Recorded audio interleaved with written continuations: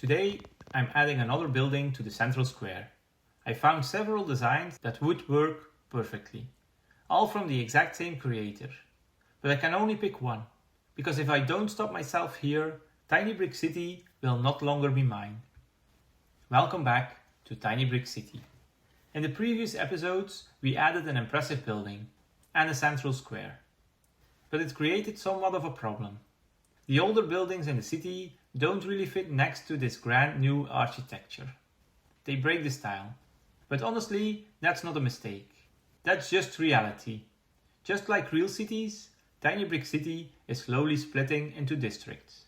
On one side, a cozy old town, a narrow street, historic houses, a small shop, a hotel.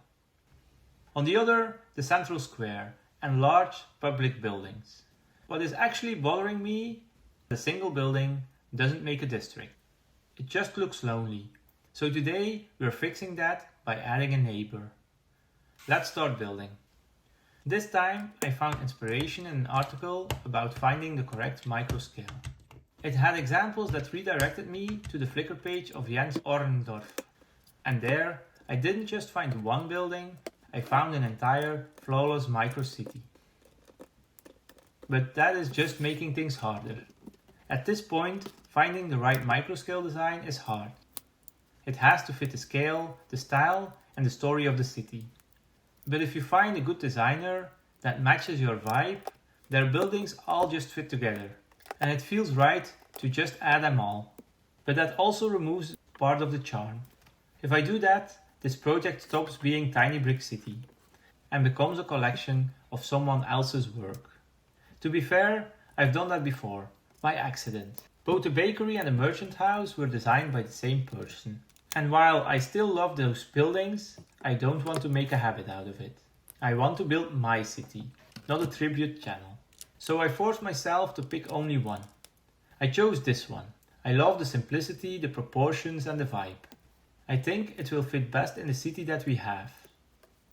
Would you have picked the same one, or just have built a complete street? Enough overthinking, and focus on the design. Just like last time, I only had a few images to work from. No step-by-step instructions, so I had to rebuild it digitally first. But I didn't have any images of the interior. I had to fill in the blanks myself. And knowing myself, I probably solved very basic structural problems in the most complicated way humanly possible. The most frustrating part is the side of the building.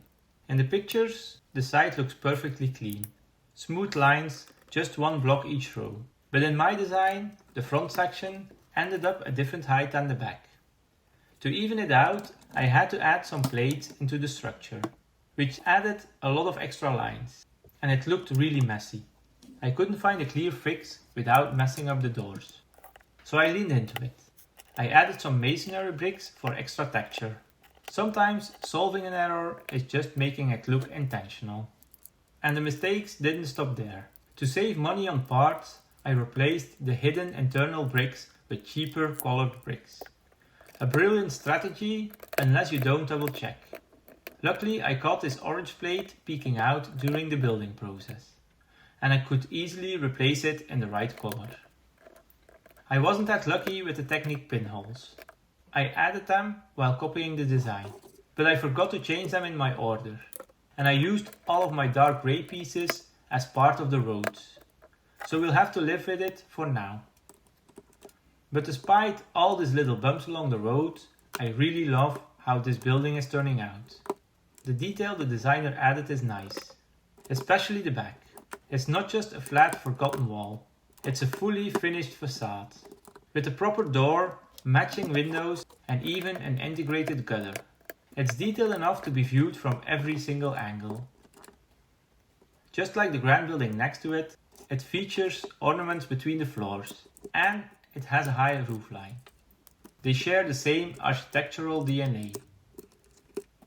So here's the finished result. Another large, stately building, with just enough similarities to feel connected to its neighbor.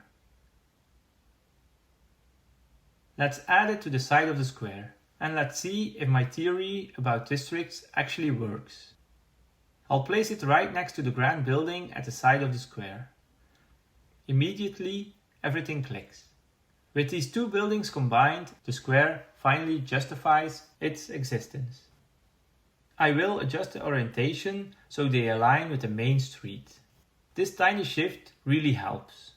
It no longer feels like a random paved tile at the edge of town, it feels like an actual deliberate district that belongs to the city. Just like its neighbor, this building doesn't have a giant sign telling you what it is. I don't know why, but this time I like it. This one doesn't feel like I want to know. It's okay to be anonymous. In real cities, there are a lot of places people walk past every single day without noticing or ever wondering what happens on the inside. To me, this is an office building, a place where people work and dreams go to die. But everyone can decide for themselves. And next time, we won't have that problem. Because next time, we're adding a building with a very clear purpose. Next time, we're adding a fire department. See you then, in Tiny Brick City.